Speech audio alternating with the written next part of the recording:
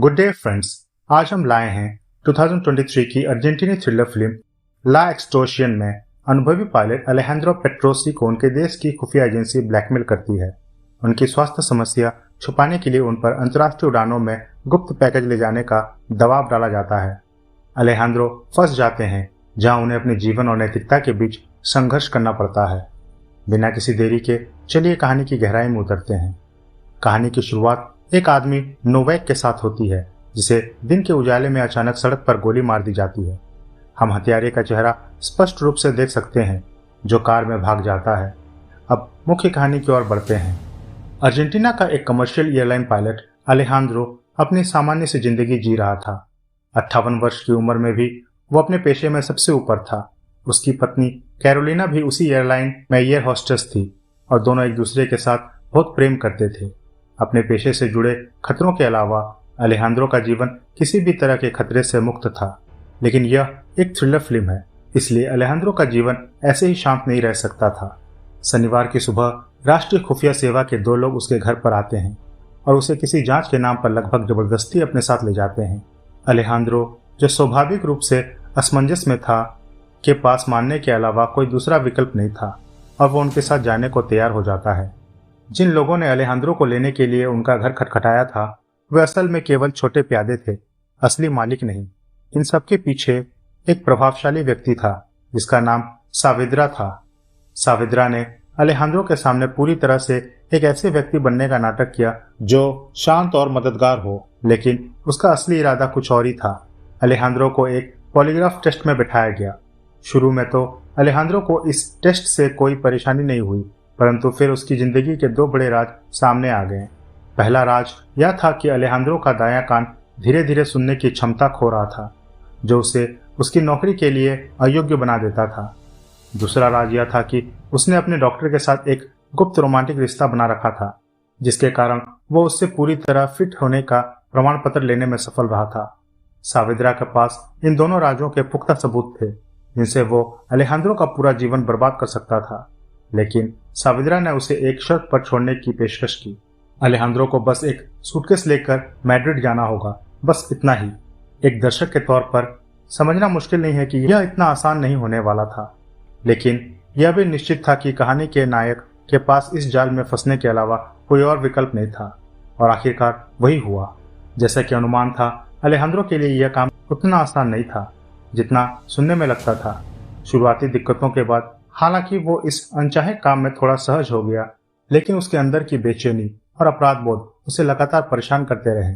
साथ ही कैरोलिना और अपने दोस्तों सहकर्मियों से यह सब छुपाने का तनाव भी उस पर भारी पड़ने लगा। सावित्रा के निर्देशों के अनुसार अलेहांद्रो को अपना सूटकेस को एयरपोर्ट के लॉकर में रखना होता था, जहां उसे वही सूटकेस मिलता था जिसे उसे डिलीवर करना होता था। दोनों सूटकेस दिखने में बिल्कुल एक जैसे थे। मैड्रिड पहुंचने पर अलेहांद्रो को यह सूटकेस एयरपोर्ट के बाथरूम में पोच्चियोटो नाम के एक व्यक्ति को देना होता था, जो फिल्म के पहले दृश्य में दिखे हथियारे के अलावा और कोई नहीं था। सूटकेस सौंपने के बाद अलेहांद्रो को पोच्चियोटो से एक और वैसे ही दिखने वाला सूटकेस लेना होता था और वापस लौटना होता था, जैसे कुछ हुआ ही नहीं।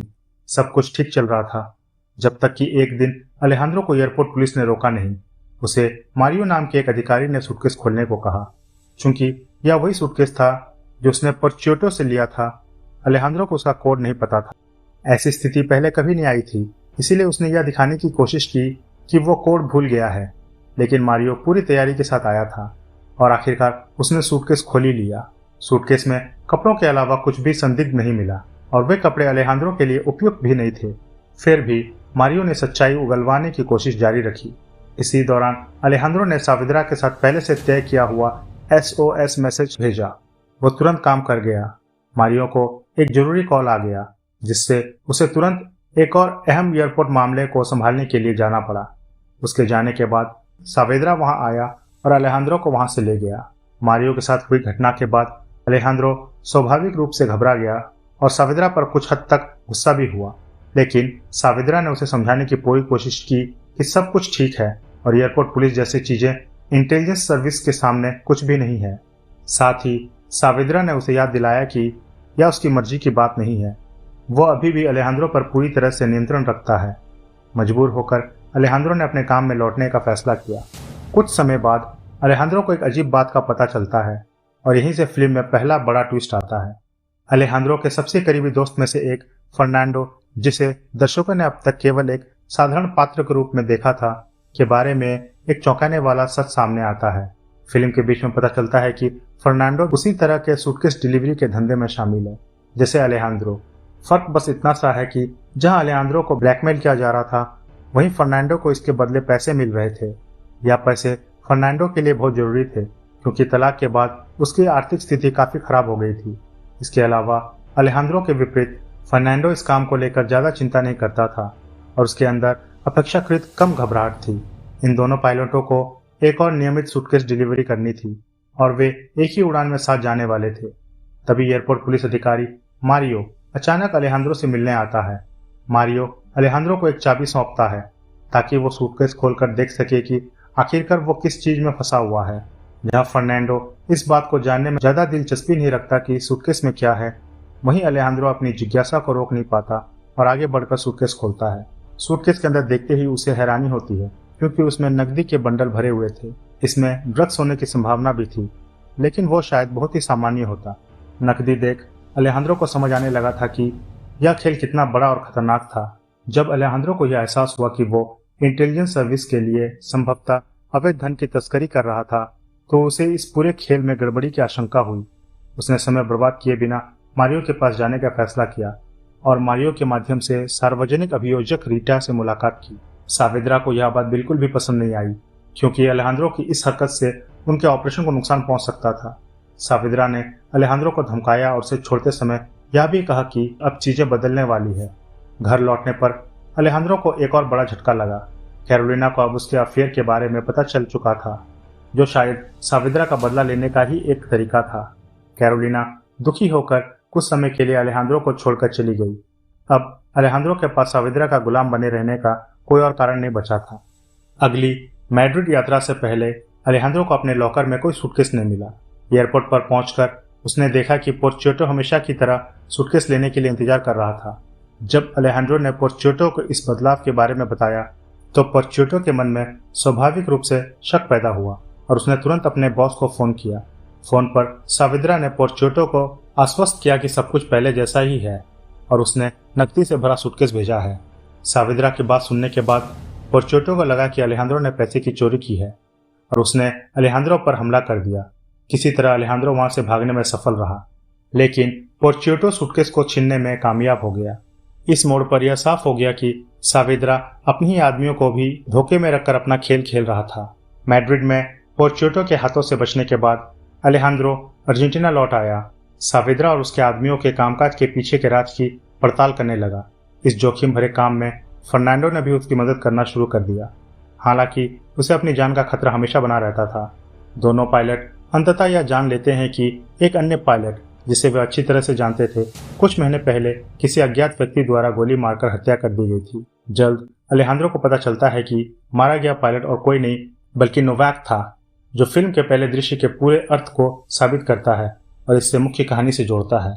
नोवाक की किस्मत जानने के बाद अलेहांद्रो ने सार्वजनिक रूप से सामने आने का फैसला किया और टीम मारियो और रीता की सुरक्षा में आ गया। हालांकि फर्नांडो को इसके गंभीर परिणाम भुगतने पड़े क्योंकि उसे सावित्रा के गुंडों द्वारा बुरी तरह पीटा गया। वो फर्नांडो को मनाता है कि वो कैरोलिना को कॉल करके उसे डराए कि आने वाली सुनवाई में अलेहांद्रो गवाही देने जा रहा है, जो उनके सभी भविष्य को प्रभावित करेगा, क्योंकि सावित्रा जैसे आदमी से कोई उम्मीद नहीं की जा सकती। सुनवाई के दिन फर्नांडो कैरोलिना से कहता है कि वो कोर्ट में आकर अलेहांद्रो को समझाए ताकि वह गवाही देने से पीछे हट जाए। जब कैरोलिना कोर्ट पहुंचती है तो बाहर सड़कों पर एक राजनीतिक दंगा हो रहा था और उसे यह एहसास होता है कि वह एक जाल में फंस गई है। यह साजिश सावित्रा ने रची थी, जो अचानक सामने आकर कैरोलिना और सुरक्षा कर्मियों को गोली मार देता है। रोता हुआ फर्नांडो आखिरी वक्त में कैरोलिना से माफी मांगता है। कैरोलिना अब भी जीवित है, लेकिन कोमा में चली जाती है। गुस्से से भरे हुए अलेहांद्रो उसे अस्पताल में देखने आते हैं, जहां फर्नांडो उन्हें सलाह देता है कि वे केस को आगे न बढ़ाएं क्योंकि सावित्रा उन्हें मार देगा। लेकिन अलेहांद्रो अब सब कुछ सह चुका है। फर्नांडो के फोन से वे सावित्रा को कॉल करता है और पोर्चियोटो के खिलाफ गवाही न देने के $1 मिलियन की मांग करते हैं। सावित्रा राजी हो जाता है और दोनों पास के क्लॉक टावर पर मिलने की योजना बनाते हैं ताकि सब कुछ बिना ड्रामे के एक साधारण लेन देन की तरह हो सके। अलेहांद्रो किसी को पहचानने का नाटक नहीं करते हैं और गवाही देने से इनकार कर देते हैं, जो रीता को क्रोधित कर देता है और वह उन्हें चेतावनी देती है कि चाहे उसे अलेहांद्रो की स्थिति का एहसास हो, लेकिन उसके पास अब उन पर कार्रवाई करने के अलावा कोई और विकल्प नहीं है। अलेहांद्रो के गवाही न देने की वजह से पोर्चियोटो जेल से बाहर आ जाता है और उसे तुरंत कोई आकर ले जाता है। उस रात जब अलेहांद्रो पास के होटल में चेक इन करते हैं, फिर क्लॉक टावर की ओर बढ़ते हैं। जब वे वहां पहुंचते हैं तो सावेद्रा उन्हें कॉल करता है और बताता है कि वो उन्हें देख सकता है लेकिन खुद मिलने नहीं आएगा। हम पता लगाते हैं कि सावेद्रा ने फर्नांडो को एक बंदूक और पैसे से भरा सूटकेस लेकर अलेहांद्रो के पास भेजा है। सावेद्रा अपनी होशियारी पर अलेहांद्रो को नीचा दिखाते हुए कहता है कि वो हमेशा उससे एक कदम आगे रहता है और अलेहांद्रो को पैसा लेकर चले जाने को कहता है। लेकिन ऐसी कहानियों में चीजें हमेशा वैसी नहीं होती जैसे दिखती है और अलेहांद्रो, जो इस कहानी का वास्तविक नायक है, के पास अब भी एक चाल बाकी है। कॉल पर रहते हुए अचानक सावेद्रा को पीछे से कोई दबोच लेता है और वो मारा जाता है और सावेद्रा को मारने वाला कोई और नहीं बल्कि पोर्चियोटो है। असल में अलेहांद्रो ने ही पोर्चियोटो को उठाया था और जैसे सावेद्रा ने फर्नांडो का इस्तेमाल उसके खिलाफ किया, वैसा ही अलेहांद्रो ने बदला लेते हुए सावेद्रा के आदमी को उसके ही खिलाफ खड़ा कर दिया। एक और व्यक्ति इस पूरे प्लान के बारे में जानता था और वो है मारियो। सावेद्रा के हमेशा के लिए रास्ते से हट जाने के बाद अलेहांद्रो अब पोर्चियोटो को अपने कमरे में बुलाता है ताकि अपने हिस्से का पैसा ले सके, जिससे कातिल एक जाल में फंस जाता है और घायल चूहे की तरह पकड़ा जाता है। पोर्चियोटो की मुश्किलें जल्दी खत्म हो जाती है जब बदले की भावना से भरे फर्नांडो वहां आते हैं और उसे बंदूक से मार डालते हैं। एक साल बाद हम देखते हैं कि अलेहांद्रो और कैरोलिना अब भी साथ नहीं है, लेकिन उनके बीच एक संभावित जुड़ाव का संकेत है। चाहे वो हो या ना हो, अंततः अलेहांद्रो विजेता के रूप में सामने उभर कर आता है। और दोस्तों, इसी के साथ हमारे फिल्म का अंत होता है। बहुत बहुत धन्यवाद। बहुत बहुत धन्यवाद।